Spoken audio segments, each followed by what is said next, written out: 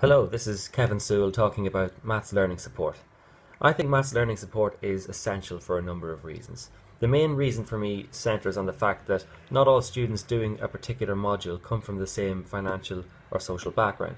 For example, first year students who have come straight from school will likely have an advantage over those who had to take a year out having finished school to work in order to pay for college.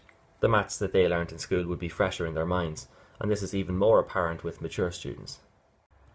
Despite coming through similar education systems, students will have differing levels of background knowledge as they enter third level. This variation depends on how long a student can afford to spend on academics. Many in second level have to work to pay for college, or look after an elderly relative or very young child, or help out on the farm. It's also worth considering that some students could never afford grinds, giving others an unfair advantage over them. Maths learning support is free and hence levels this financial imbalance. The importance of having a caring, empathetic and personal approach. When I tell people about my profession, the most common response I get by a long way is, "I don't know how you do that, I was never any good at maths." There seems to be a belief that you are either brilliant or poor at maths, and most people put themselves in the latter category. Even more people believe that they are limited. It's always important to try and convince students that they can accomplish the task in hand if they spend enough time thinking about it. This is difficult to do as a tutor if you're not personable and empathetic, as the students should trust that you care and are genuine. Trying to boost a student's confidence is essential, and destroying that confidence would destroy the student's determination to learn. If I don't have an empathetic and personal approach, the student might feel intimidated or judged.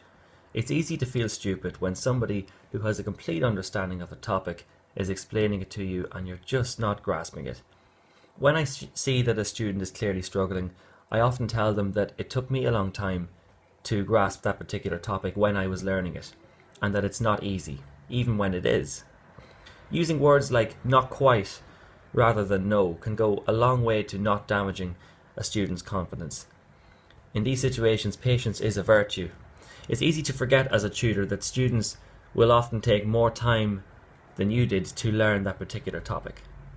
If a student is completely relaxed around me, they're more likely to tell me that they don't understand the topic, and then I can explain it further.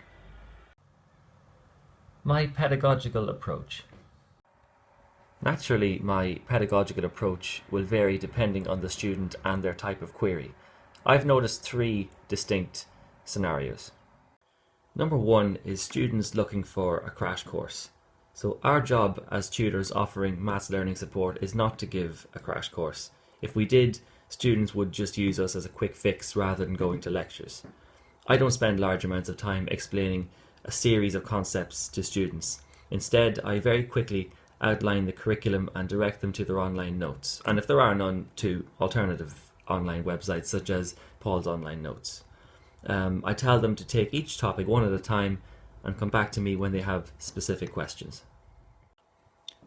Number two is students who know there is a mistake in their solution to a question but just don't know where the error is. So in this case, I read through their solution until I find an error, and I point to the line in which the error occurs and ask the student, "Can you find the mistake?" If they can, and if they can correct it, then my job is done. If they can't, then I will point exactly to where the error is and again ask them, can they resolve it? If they can't, then I will show them why it is wrong. I will explain what is correct, and if possible, I will disprove their statement using very simple numbers. So number three is students who are looking for an explanation or clarification of a concept. Now, I just don't dive into an explanation of a concept when a student looks for it.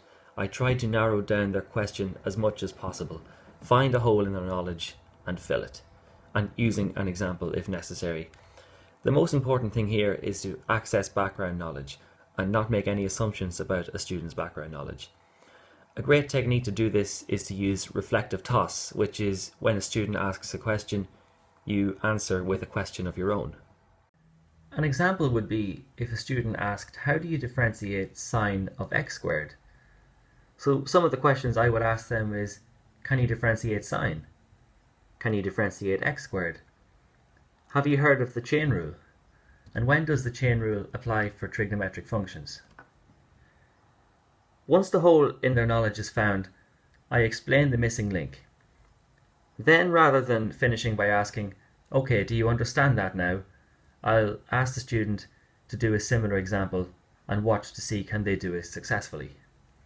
Most students automatically say yes when asked if they understand something, most likely because they feel like they would be an inconvenience if they said no. Another way of judging whether or not a student understands a concept is by reading their body language and tone of voice. It's very easy to hear certainty and uncertainty. So the overall idea really is to be friendly and considerate. Encourage the students to think about their questions and merely guide them along the correct train of thought. Identify the holes in their knowledge using reflective toss and confirm their knowledge they've acquired by the use of examples. This, I feel, encourages students to believe that they can in fact teach themselves, at least up to a point, without having every concept drilled into them by a lecturer. Thank you for listening.